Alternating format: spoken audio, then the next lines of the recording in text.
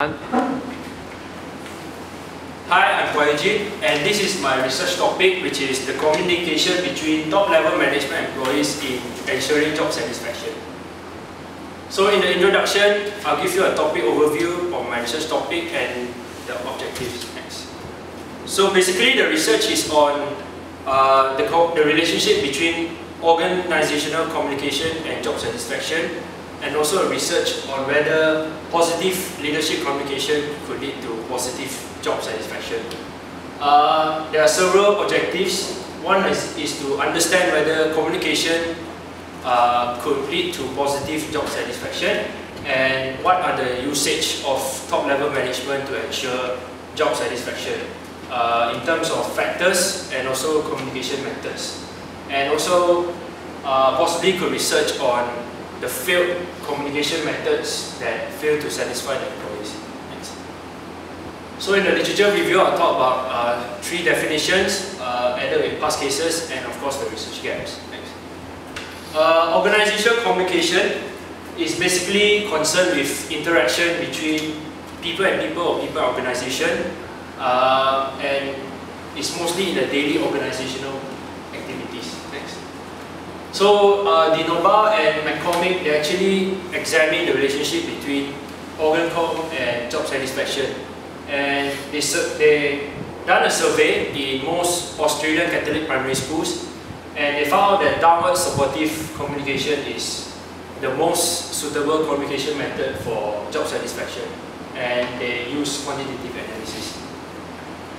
Leadership communication is basically people that influence people or a certain organization with their positive communication methods, and they also at the same time they motivate their employees. Next. So Matlock,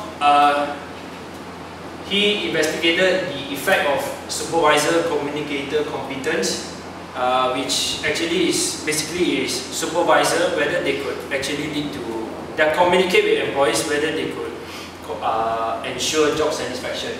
So one of the findings was leadership communication really could influence employees' job and job satisfaction.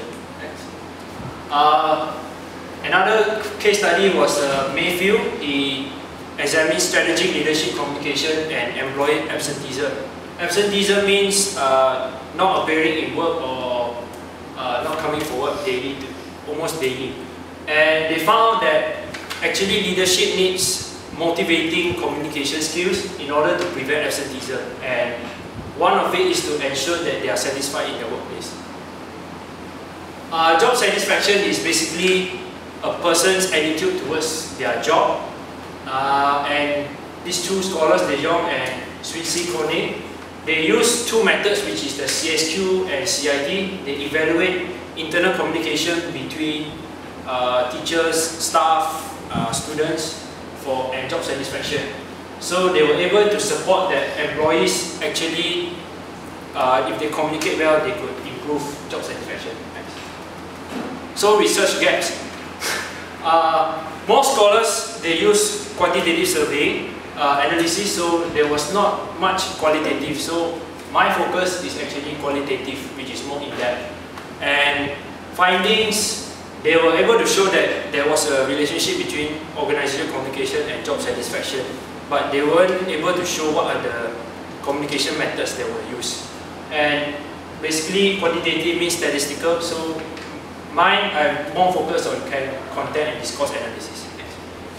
So the research question basically is the four depending variables, which are what are the channels used by the top level management, what are the staffs, what are the contents that are used to ensure job satisfaction. Next. How is the direction of the flow, whether it's horizontal or vertical. And lastly, of course, how effective is the communication between both top level management and employees. So the methodology is qualitative basically. The advantages is it is more in-depth, and I'm able to get more first-hand experience from the interviewees. However, disadvantages is unlike quantitative focus more on the overall, whereas qualitative focus on a person or a few. So it is much more biased, and interviewee may sometimes give just a brief answer without any in-depth answer. So I'm using a random and non-probability sampling. I'm going to interview some of the leaders and employees.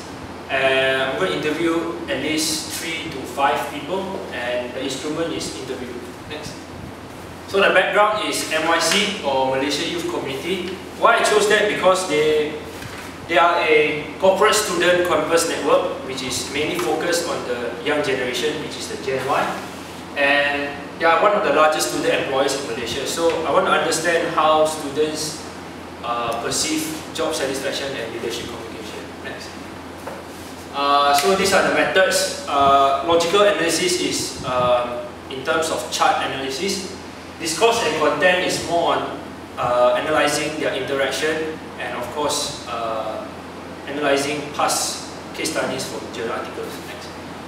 So for assignment 3, part A is the portfolio, where we have to summarize all our readings, our tutorials, and journal articles that we read during tutorials, sum it up and make it a portfolio, and I'm going to feature it in a magazine format.